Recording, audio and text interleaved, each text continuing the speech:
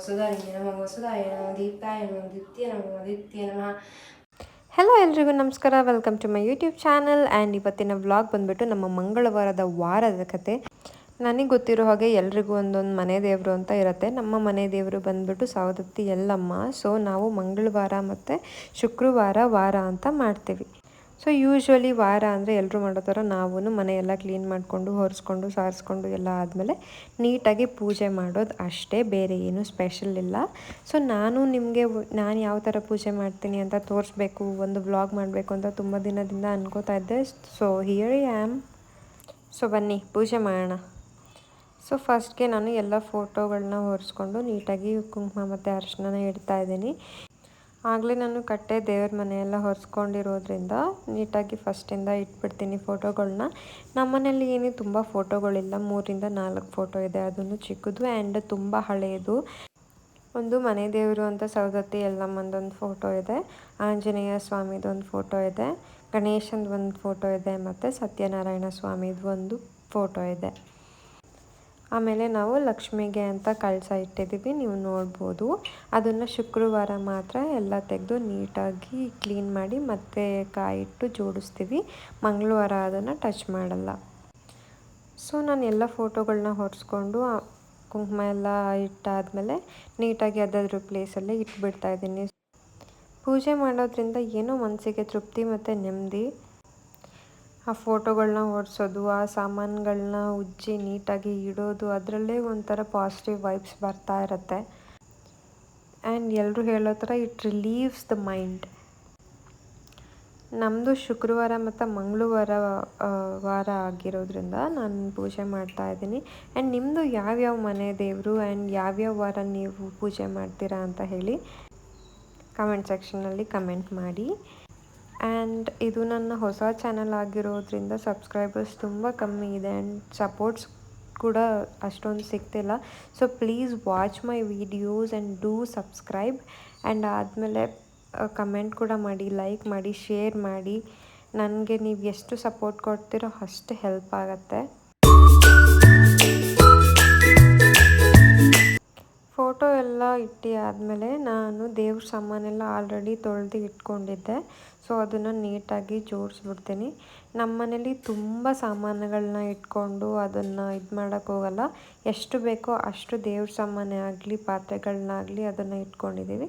ಸ್ವಲ್ಪ ಮಿನಿಮಲ್ ಏನು ದೇವ್ರ ಸಾಮಾನು ಎಸೆನ್ಷಿಯಲ್ ಇದೆ ಅದು ಮಾತ್ರ ಇಟ್ಕೊಂಡು ನೀಟಾಗಿ ಜೋಡಿಸ್ಕೊತಾ ಇದ್ದೀನಿ ಅಷ್ಟೇ. ಅದಾದಮೇಲೆ ಇವಾಗ ಅದಕ್ಕೂ ಕೂಡ ಅರಿಶಿನ ಕುಂಕುಮ ಎಲ್ಲ ಇಡ್ತಾ ಇದ್ದೀನಿ.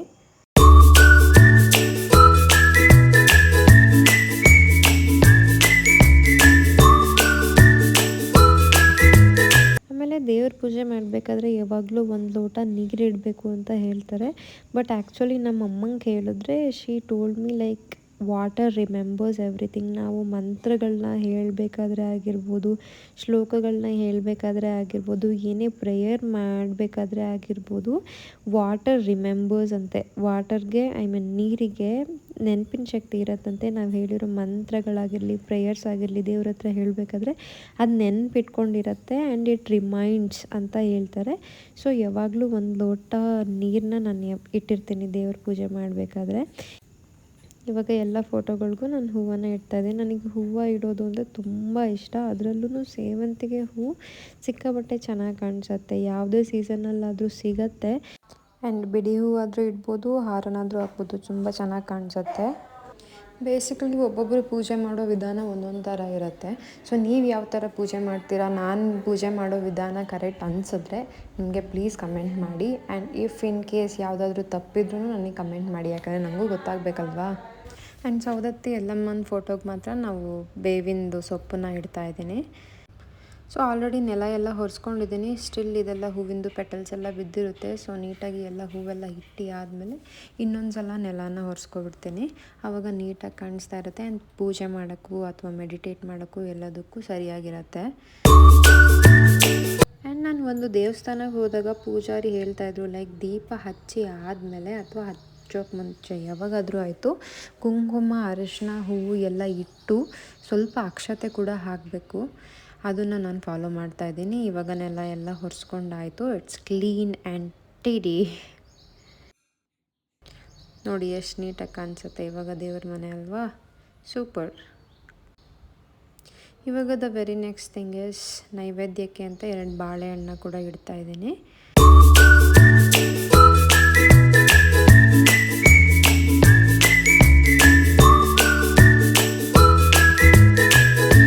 ಇವಾಗ ದೀಪ ಹಚ್ಚಿ ಪೂಜೆ ಮಾಡೋದಷ್ಟೇ.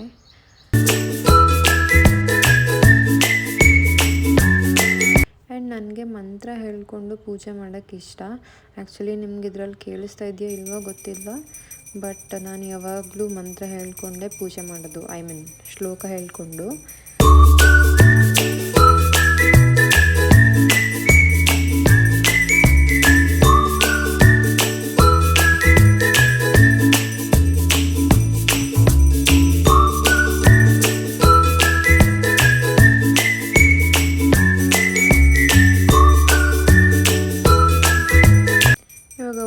ಪೂಜೆ ಆದಮೇಲೆ ಹೊರಗಡೆ ಇರೋ ಫೋಟೋಸ್ಗೆ, ತುಳಸಿ ಕಟ್ಟೆಗೆ ಮತ್ತು ಮನೆ ಬಾಗಿಲಿಗೆ ಎಲ್ಲದಕ್ಕೂ ಪೂಜೆ ಮಾಡ್ಕೊಂಡು ಬಂದಾಯಿತು.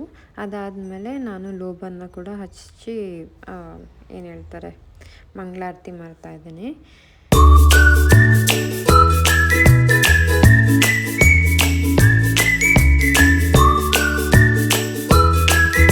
ಇವಾಗ ದೇವರಿಗೆ ನಮಸ್ಕಾರ ಮಾಡಿಬಿಟ್ಟು ಅಷ್ಟೋತ್ತರ ಇರತ್ತಲ್ವ, ಆ ಬುಕ್ನ ಕೂಡ ಓದ್ತೀನಿ. ಕೆಲವೊಂದು ಸಲ ಭಗವದ್ಗೀತೆ ಓದ್ತೀನಿ, ಕೆಲವೊಂದು ಸಲ ಶಿವಪುರಾಣ ಓದ್ತೀನಿ, ಕೆಲವೊಂದು ಸಲ ಭಾಗವತಂ ಓದ್ತೀನಿ.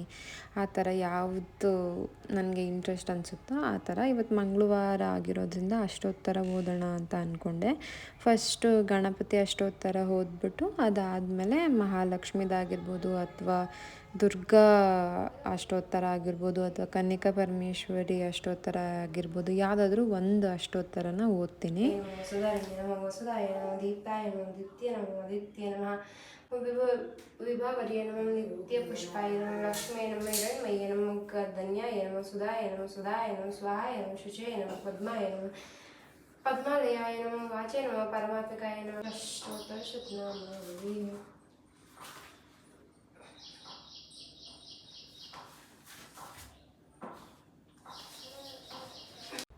ಸೊ ಇಲ್ಲಿಗೆ ನನ್ನ ಮಂಗಳವಾರದ ಪೂಜೆ ಮುಗೀತು. Thank you.